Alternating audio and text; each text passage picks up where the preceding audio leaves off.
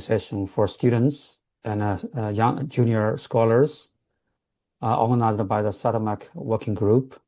And this is a second part of a series of training sessions on fires. So today's session is on pre-fire phase of wildland fires. And the duration will be about 4 hours. And as you can tell, we organized 4 sessions from an introduction to the environmental satellite capabilities to pre-phase, active phase, and then post-phase of wildland fires. So this is the second of the 4 sessions. So I'd like to start by introduce the working group that organized those sessions. My name is Jun Wang from University of Iowa. And then we also have about other 10 to 12 people involved in planning those summer series of training sessions. Believe it or not, the working group led by Gary Williams and many others, have been working on this since probably early January. So it takes a lot of effort to coordinate and put the virtual platform together. I also like to thank Megan Christian, who is happy to help us to be the host and set up the Zoom and the recording for us.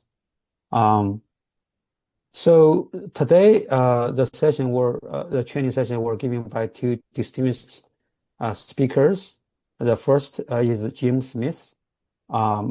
He currently serves Nature Conservancy project lead for land fire. Prior to that, he earned a degree bachelor degree in timer management and master degree in forest biometrics from University of Georgia, and a PhD in forest biometrics and remote sensing from Virginia Tech. He spent 13 years on the forestry as a forestry faculty at Virginia Tech, and achieved the rank as associate professor. He then served as the director of the Forest Information System Development for Champion International Paper Company and the International Paper Company, and also as a forestry fire ecosystem management domain manager for space imaging. He has a very diverse experience, obviously, about forest and fires and ecosystems. We're happy to have him. Another speaker is Joseph Patton, and he is a meteorologist and a researcher at the University of Maryland in College Park.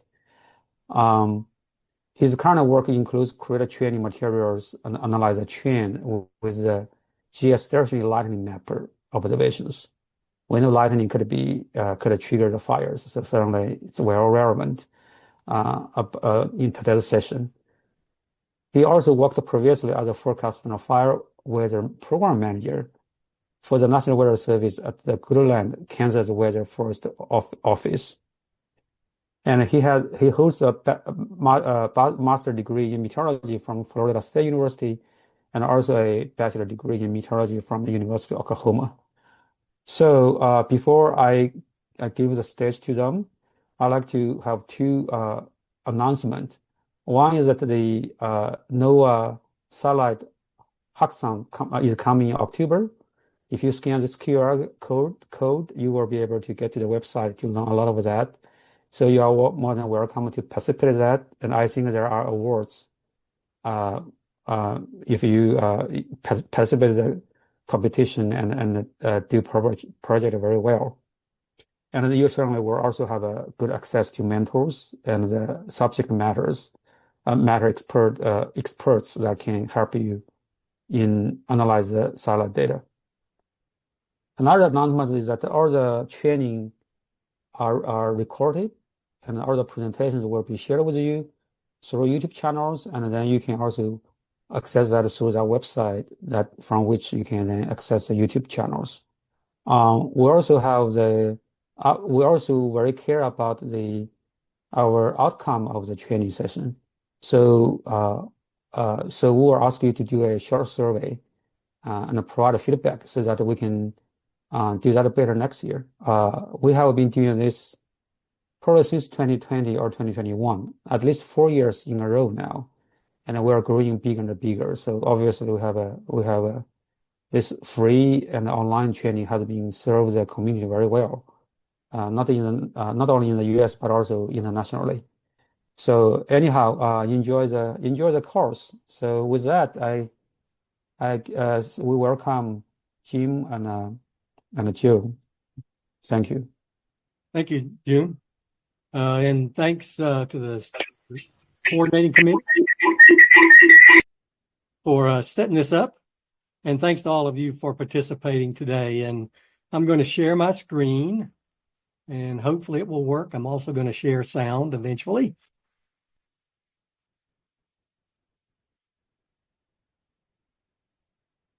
Please let me know if it could be in presentation. If the slides transitions are very slow, or if you have trouble hearing me or something, so that I can make adjustments if necessary. But again, I'm Jim Smith. I'm with the Landfire Program lead. Landfire is actually a U.S. federal program led by the U.S. Forest Service and Department of the Interior, but the Nature Conservancy is a major partner along with USGS Aeros Data Center in the Landfire program.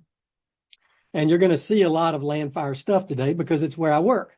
You're going to see a lot of things in the U.S. today because it's where I work. But going to be clear that fire is certainly no U.S. only issue by any means.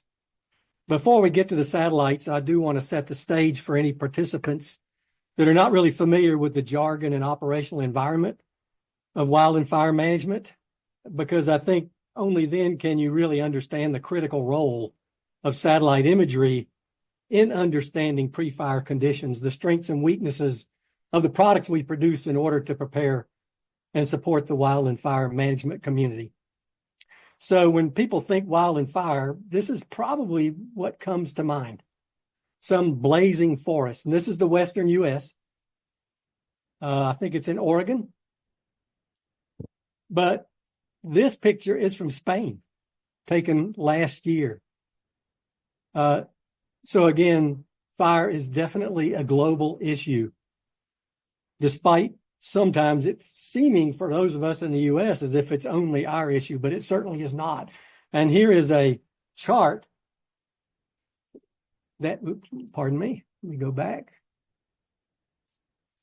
A chart that shows cumulative wildfires by week across the world. And as you can see, the numbers get quite large. The y-axis goes to 500 million hectares. And the different lines represent different years. And you can find this data online just by searching, global fire information. So it's a huge issue, hundreds of millions of hectares, and it's a global issue. A few years ago, well, about 2005, we developed this project where we went around the globe, met with regional experts, and tried to sort of identify vegetation that was either dependent upon fire. It basically co-evolved with fire to live with fire. They're in the yellow. Fire sensitive, those that can be impacted negatively or in a bad way by fire, and then those systems that are fire independent. And so again, you can see most of the globe has some dependency or sensitivity to fire. And that should not be a surprise, because the climate in Southern California is called Mediterranean because it's similar to the climate around the Mediterranean. Grasslands in Mongolia are similar to grasslands in the central U.S. Where grasslands meet forest, you typically have savannas, and it doesn't matter whether you're in Mongolia, China, Siberia, U.S., South America, or wherever. You have the same types of fire situation. Fire is clearly one component of ecosystem dynamics almost everywhere. So we use the word wildland fire often to sort of differentiate it from structural fire, but that's not really useful necessarily because it's not always in the wildland. The fire on the upper left is what most people think of. This is the Cameron Peak Fire in Fort Collins, outside of Fort Collins in the Rocky Mountains. But this is another fire. This is fire in what we call the WUI, the Wildland Urban Interface, WUI. where developed areas are creeping into the undeveloped areas. We call that the WUI, and that's a very big focus for wildland fire management in the U.S. and probably around the globe. But certainly it's not restricted to just undeveloped areas or the WUI. This is the famous Lahaina fire in Hawaii from a few years ago that basically devastated the town. And this is just from recently the Palisades Park fire, essentially in the city limits of Los Angeles, that, as you can see, destroyed homes along the beach, but jumped over homes on the other side of the street. So wildland fire is not just in the wildland. It can creep into the non-wildland. And you're also going to learn that it's pretty hard to predict where it may go. So fire is not a recent occurrence. In fact, there are times in the history of our globe when fire was much more prevalent than it is today, based on what the atmospheric chemistry was, what the climate was. There were times when fire was very, very common across the globe. But even more recently, this is a land fire product, the group that I work with, where we actually went around the U.S., Alaska, Hawaii, Guam, Virgin Islands, etc., Caribbean, and tried to look at what the history, what the sort of regime of fire was before European colonization. Because once Europeans colonized the U.S., they affected how fire spread across the landscape. So this is a pre-European colonization fire regime group map for Minnesota. We have one of these for every state. And the things in orange and red and maroon, burgundy, they are where fire was usually the average return interval was less than 35 years. So fire would have burned in there 0 to 5 in the darkest red tones, and sometimes 16 to 35 in the sort of yellowish tones. So fire was very common even in far northern states like Minnesota. This is not a Western phenomena. This is not a Southern phenomena. It's not a U.S. phenomena. Fire is a critical part of almost every ecosystem across the globe. So this represents a map of what we would call the fire return interval, how often fire would return, combined with the severity of that fire. Was it highly severe? It killed more than 66.7, 2/3 of the above ground vegetation. Was it a moderate type of fire that killed somewhere between 25 and 75%, or a low severity fire that killed less than 25% of the above ground vegetation? So we have these maps, and we also have helped other countries and places develop this kind of map, this historical fire regime group. So the takeaway is fire very, very common across the globe. Again, in the U.S., this is a map we produced that shows where we think fire return interval today, the vegetation or the site type today, would support frequent fire. And we define frequent fire as less than 35-year average fire return interval. So again, you can see across the U.S., fire could be very, very prevalent based on the current vegetation or the site type. We had to use the site type in some instances because some vegetation today is not, quote, natural. It's not a natural type. It's an invasive type, or it's an anthropomorphic type like pine plantations. Forests are shown in green. Grasslands are shown in blue. And what we call rangelands or shrublands are shown in brown in this particular map. Again, takeaway, fire very, very common. But the issue is that in the 20th century in the U.S. and probably across the globe, I'm not familiar with all countries' policies, our approach to wildland fire was to avoid it, was to put it out, was to attack it, fight it at all costs. The Forest Service used to have an 8 a.m. rule. You attack a fire by 8 a.m. the next day. The impact was many vegetation systems missed fires that they naturally would have evolved with. And over time, what's happened is fuels have built up, climate change has happened. So this map shows what we would call missed fire cycles, in the dark brown tones would be areas where many, many fires have been missed. And so we have a sort of an unnatural ecosystem going on because of that. And we may need to restore that in order to live with fire, because fire is going to happen. And that's something that we've learned in the past century and this century, is that fire is going to happen. So we've set the stage now in saying that fire is an issue globally. It's a common thing. It's going to happen. So how do we characterize fire? Well, we characterize fire in a couple of ways. One of them would be hazards, right? We talk about hazards, and in your mind, you can just think of this as something that could burn. Okay. Normally we think of things like forests, right? They could burn, and they do burn. But hazards can also be what we call shrublands. This is an area in the western Nevada near the Sierra Range. And yes, this could burn. In the right conditions, this could burn. So it is a hazard.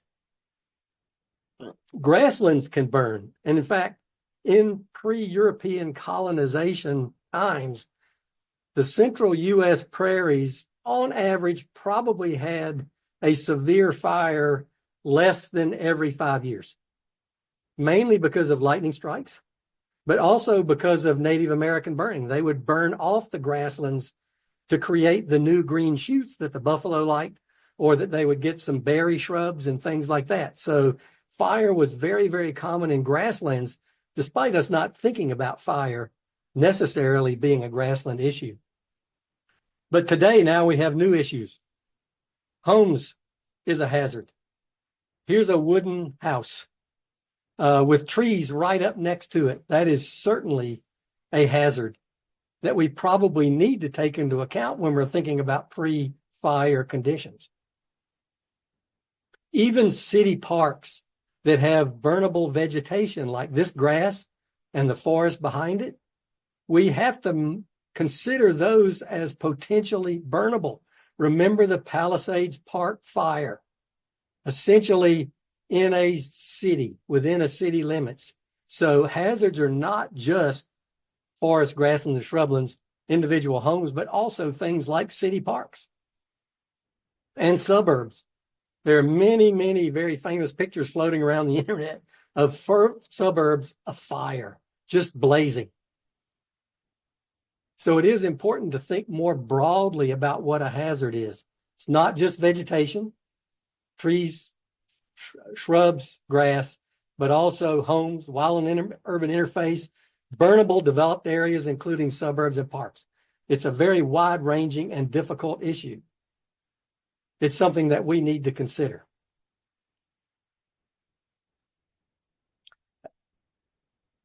Finally, the one that is often forgotten about is agricultural land. Here is a wheat field, and at certain times of the year, it is highly flammable, and it needs to be mapped along with other things. And that is one of the more difficult things that we have to map, because it changes basically month by month from something that won't burn at all to something that would burn very hot, very fast.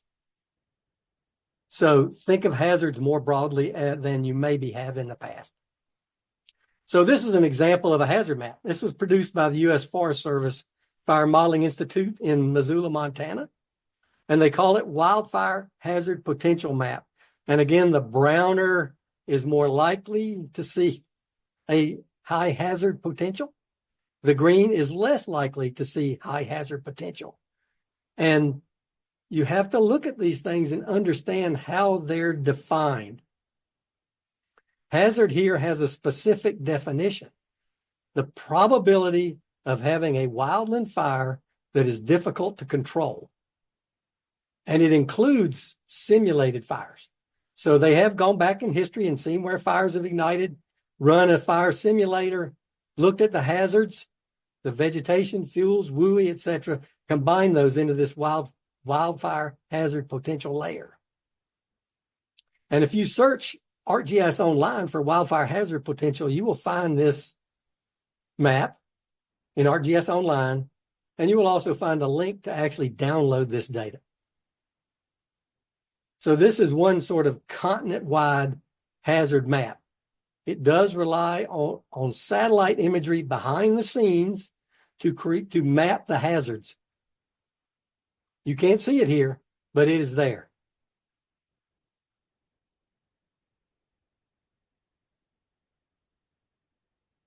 Now, we're going to talk about risk now, because in the wildland fire community, risk and hazard typically have different meanings.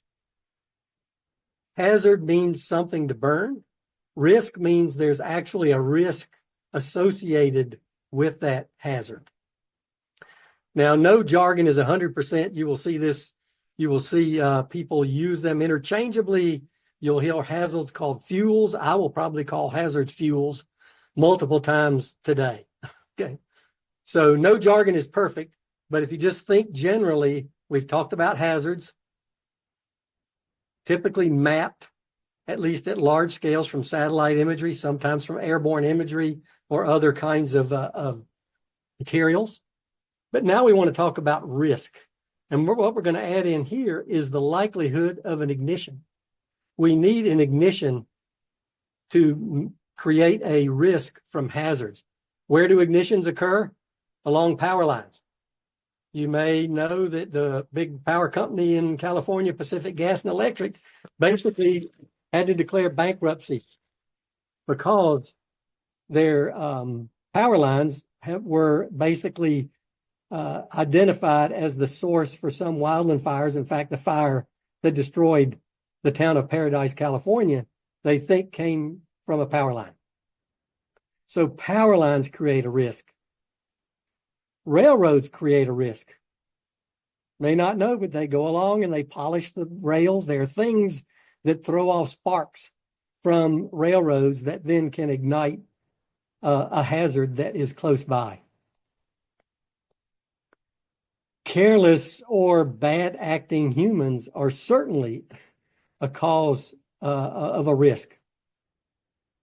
And this is very, very prevalent because there are a lot of people now. There are a lot of things people can do to start a fire. So we typically do get differences in ignition rates within what we call the wild and urban interface versus the wildland, because there are more people in the wild and urban interface. So careless or bad acting people is an important risk to ignition. And finally, we have lightning, and Joseph is going to talk about lightning as a source of ignition, certainly a very important source during certain times of the year in particular, but it's always something that could ignite a fire. And there's some really interesting work that Joseph's going to talk about in terms of wildland fire ignitions. So we have a hazard, something to burn. We have a potential ignition, which helps create a risk. But then we also have to have values to create a risk. First value might be just the public. We certainly want to always think about protecting lives. So that would enter a risk calculation. How many people are there? We also have to think about the firefighting crews, because they're important people in this particular arena and we need to protect them.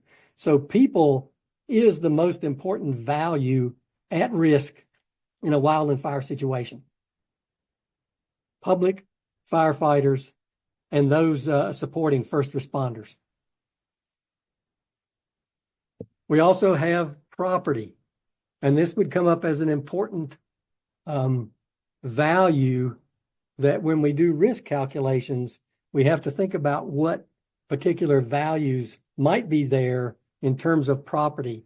And there are data layers that are used by programs like the Microsoft Building Footprint, etc., census data, things like that help us define values at risk when we're doing a risk calculation. So this is always something to keep in mind.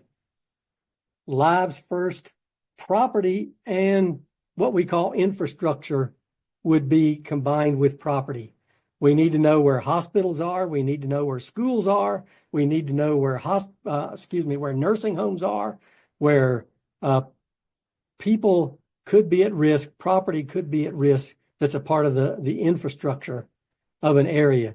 And as you can see by those fires at Lahaina and in Paradise Park, that can certainly be a major issue.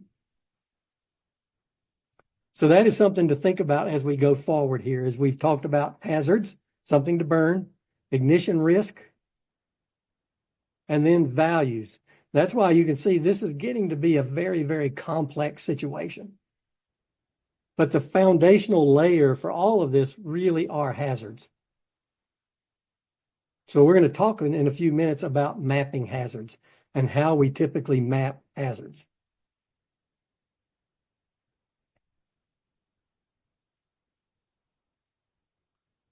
The final value that we often forget to include in this discussion is what we would call ecosystem benefits, right?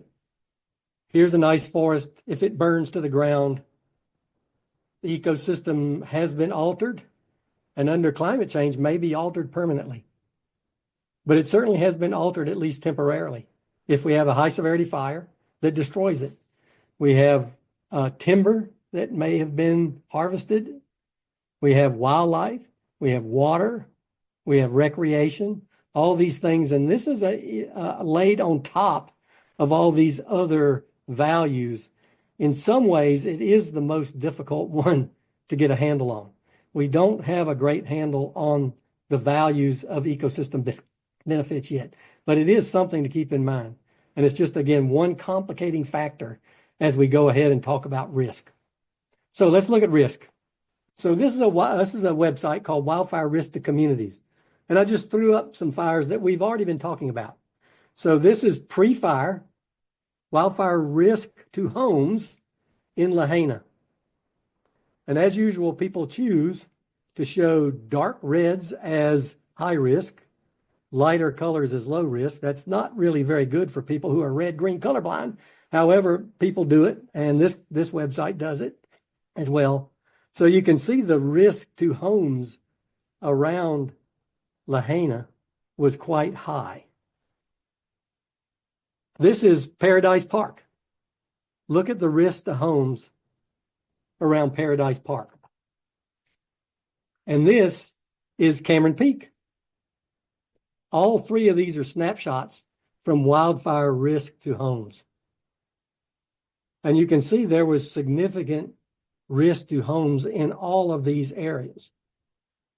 Behind the scenes in this, and of course you have to dig a little bit, you will see that they actually used hazards, I'll call them fuels because that's what Landfire calls them, that were developed continent-wide for every acre in the U.S. And that's important because remember, fire does not respect boundaries. Fire does not respect administrative boundaries, counties, states, city boundaries, anything. Fire obeys the laws of physics.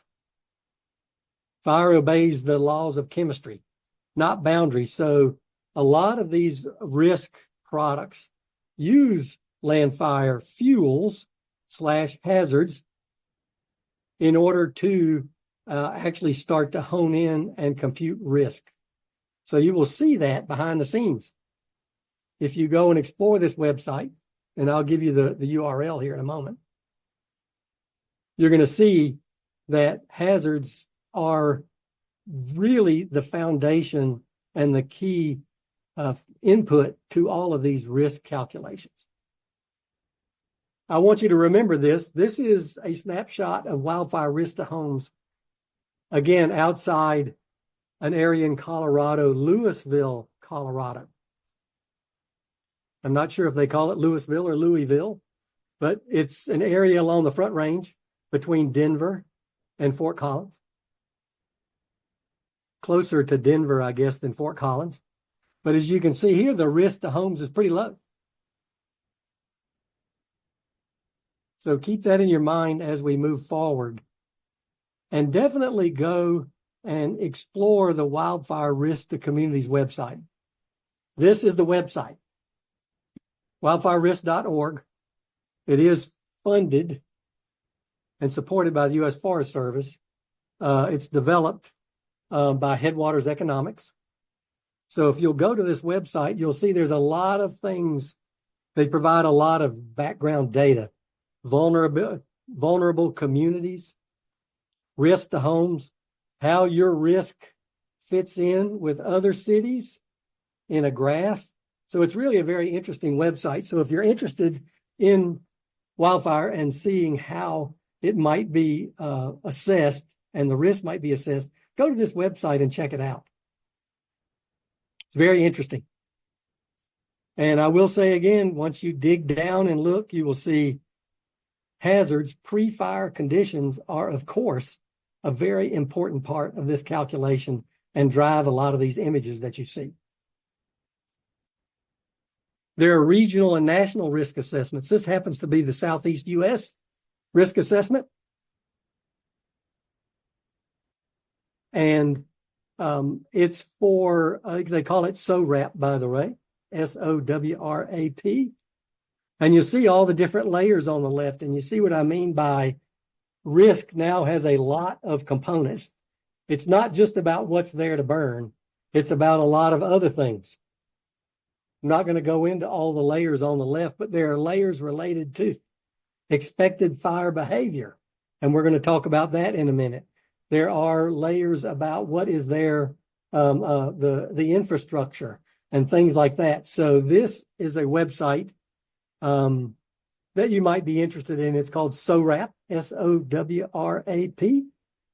And you can certainly search it online, and they do allow guest input to go in there and explore these particular layers. southernwildfirerisk.com. There are national risk assessments. This is one developed by an organization called First Street Foundation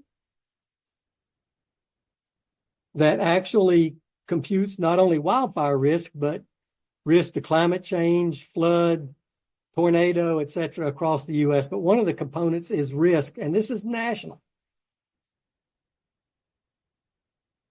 They show their methodology on their website, so you can certainly review that. But both of these risk assessments utilize wall-to-wall hazard fuel maps from landfire because they need all lands, and many, many maps of hazard and fuel only cover small areas. Okay? And then finally, there are even local risk assessments, which are contained within what are called community wildfire protection plans.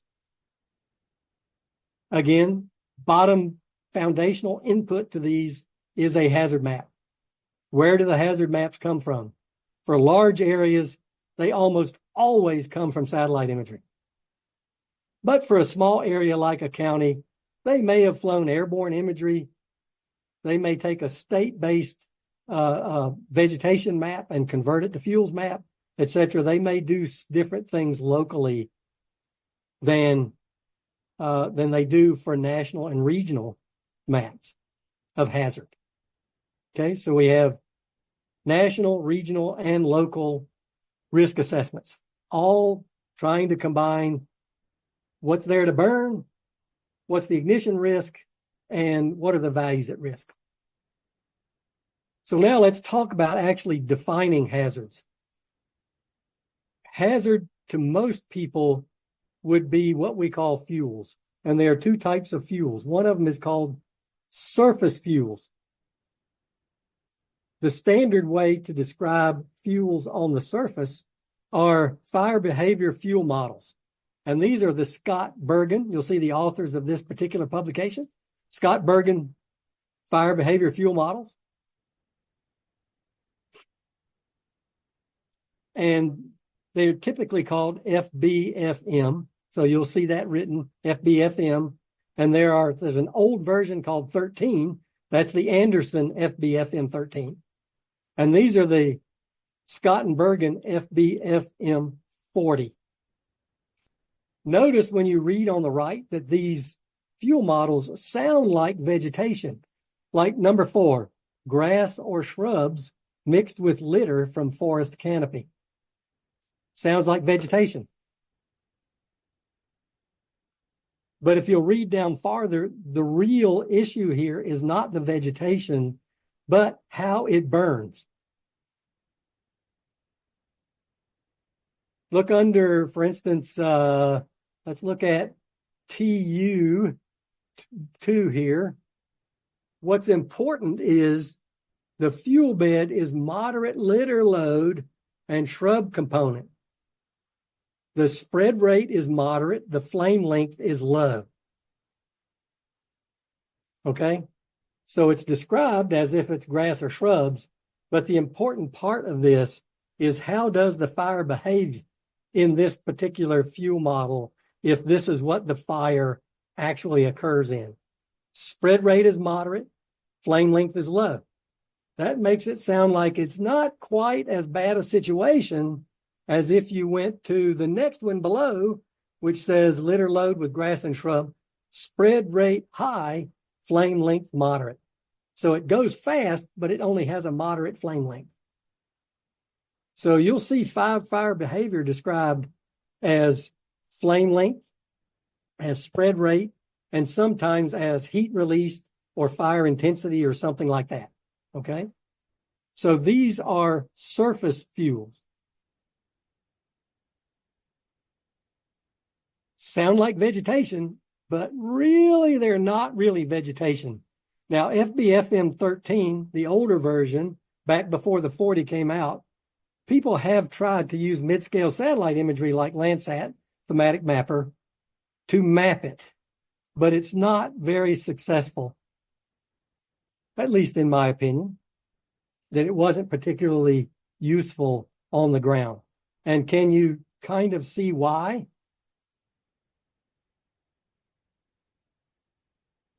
It's because with satellite imagery, we're actually mapping what we might call the upper layer life form, right?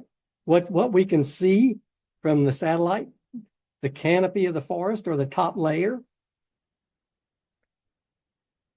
We're not necessarily seeing things that are related to the spread rate or the flame length when we're using something like Landsat thematic mapper imagery. And that is what fire managers need to know. Not what vegetation is there, but what fire behavior are they going to expect if a fire occurs there.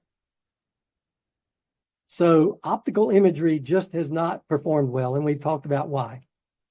Now, I will say AI and machine learning are now being used with more detailed plot information, et cetera, to try to see if we can map these things directly. And we're going to talk more about that in a minute. But I wanted you to see how we define fuels, hazards on the surface. Sounds like vegetation, but it's really about fire behavior. Okay. We have a second type of fuel, which is called canopy fuels. Now, this really only pertains to forests. It might pertain to taller shrubs, but normally we only compute this for forest vegetation. So canopy fuels describe what's in the upper part, the upper layer life form of a forest. So we have basically 4 different components to that. Canopy pulp density, which measures how much stuff is in there to burn in needles and branches. Stand height, how tall are the trees? That's important because embers get thrown from fires, and the taller the trees, the farther embers can be thrown. There's a foliar moisture content, which tells you how likely it is foliage in the crown is going to ignite. And then there's canopy base height. Canopy base height says how far above the ground is the actual canopy of the trees. And when people think wildland fire, it's canopy fire that they normally think of as being the issue. And here's an example. Here's a crowning index graph that shows you what's the likelihood we're going to have a a fire torch into the canopy from a ground fire for given wind speeds and canopy pulp densities and canopy base heights. These are the fires that people really notice. because they're the crown fires that race across the landscape at high speed, consume everything, throw embers, etc. So we have to really understand the fuels in the canopy of the forest as well as what's on the surface.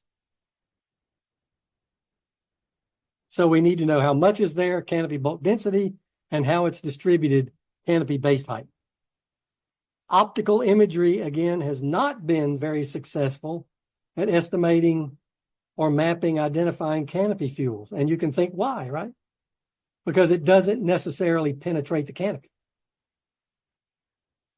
So optical imagery, satellites, even airborne, really not particularly useful at directly mapping canopy fuel.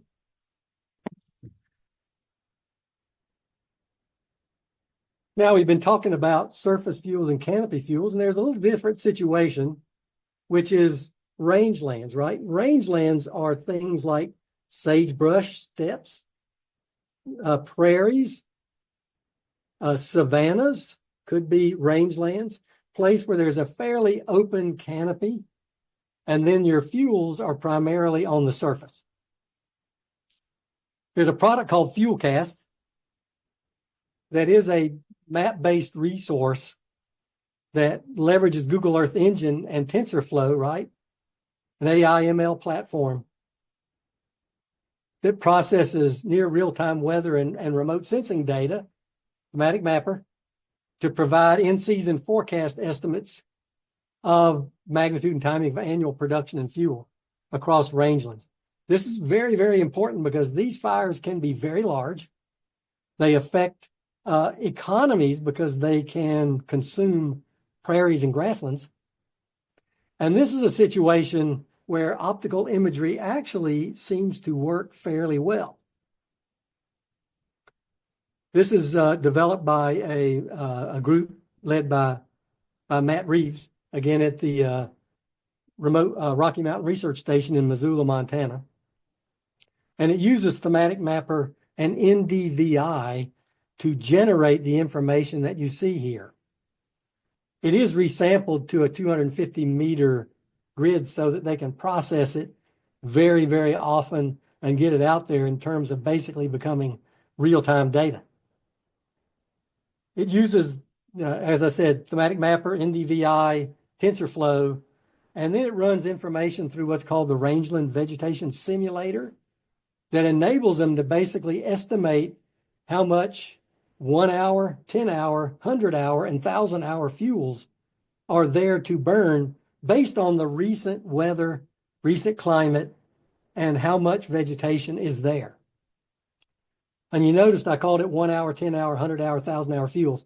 That's the way wildland fire managers think about it. It takes very short time for 1 hour fuels, very fine, small things to dry out to where they'll ignite.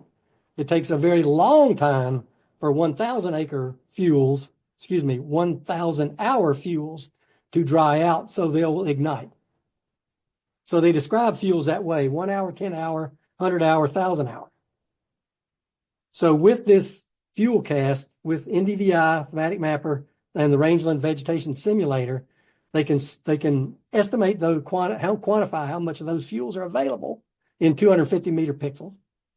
They can also estimate standing carbon, annual production of herbs, stems per acre, etc., and the impact on herbivory, the ability to graze livestock on it, and things like that. So it's a very important and unique and different situation than you think of with, say, forest fire. And this is where you will find that particular information at fuelcast.net. So I kept mentioning that optical imagery is kind of iffy for mapping hazards in forests, but it actually does pretty well in this context for mapping grass and shrubs in terms of their fuel distribution and likelihood of some kind of fire.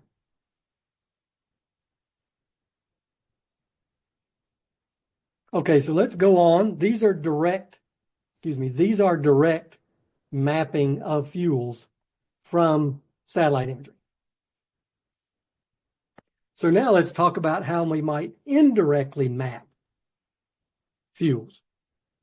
And again, I'm going to use the Landfire example because I know it better than others. There might be other ways to do this. I can't say for sure, but this is a good example of how we might map fuels in an indirect way, but still based on satellite information. So as I mentioned earlier, Landfire is charged with mapping every pixel. There are 30-meter pixels across the entire U.S. That includes Alaska, Hawaii, major island territories like Guam, U.S. Virgin Islands, and Puerto Rico. So it's a large area to map. We now have to produce a new product every year. And the primary product for the fire management community is what we call fuels. And that would be surface fuels, as well as canopy fuels in the forest. So to do this, first, Landfire maps vegetation, what we call EVT, existing vegetation type, in a classification called ecological systems, which has somewhere in the neighborhood of 500 different vegetation categories that we map across the U.S. Not 12, not 20, not 50, but 500 different vegetation types across the U.S. And that would include things like invasives or exotic species, annual grasses, introduced grasses, and things like that. So they're not all what we might call native vegetation, but there are a lot of classes. That's existing vegetation type, and Landfire uses Landsat Thematic Mapper last time that we did this wall to wall, and a lot of airborne imagery and airborne LiDAR in this mapping process. We also map existing vegetation cover of the primary life form that's present on the landscape. So if the existing vegetation type is a shrub, we get a shrub cover. If it's a tree, we get a tree cover. If it's a grass, we get a grass cover. And same for existing vegetation height. And that's where LiDAR comes in, using whatever airborne LiDAR we could get from the airborne LiDAR libraries across the U.S. The last time this was done was 2020, by the way, just so you know. That's why I'm saying used to be, because we're using a different process now to annually update, which I'm going to talk about.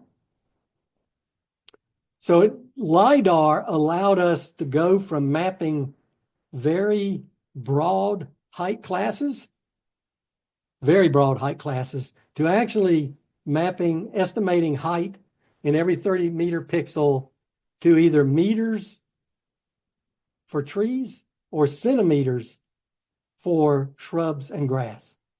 Now, as you get shorter and shorter, like shrubs and grass, your ability to be very precise certainly declines.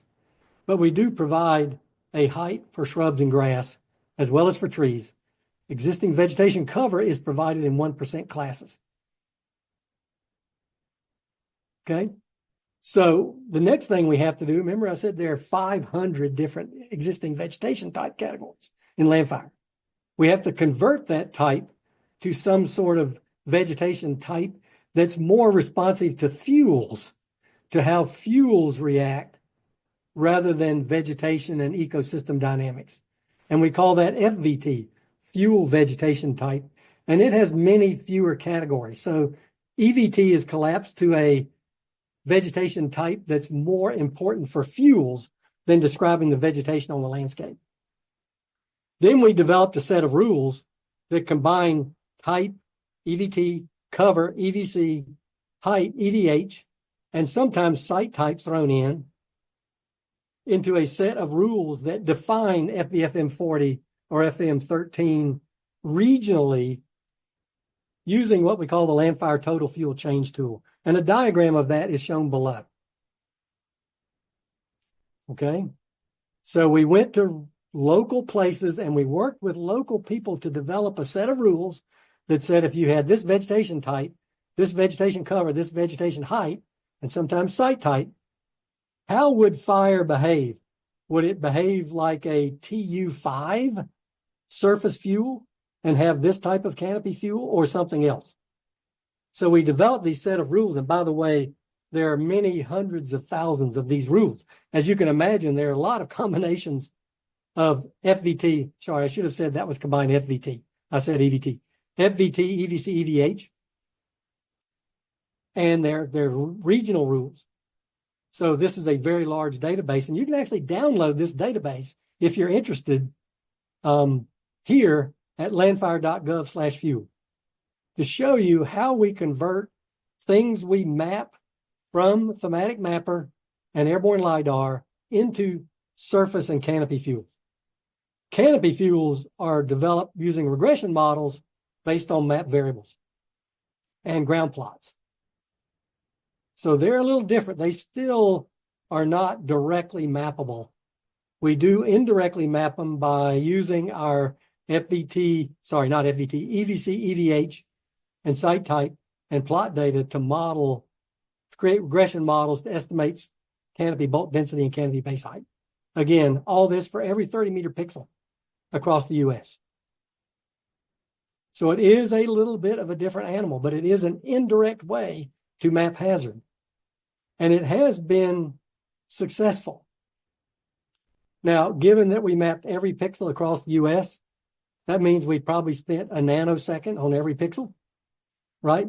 So it's certainly not necessarily accurate for every condition on every pixel in every spot in the U.S.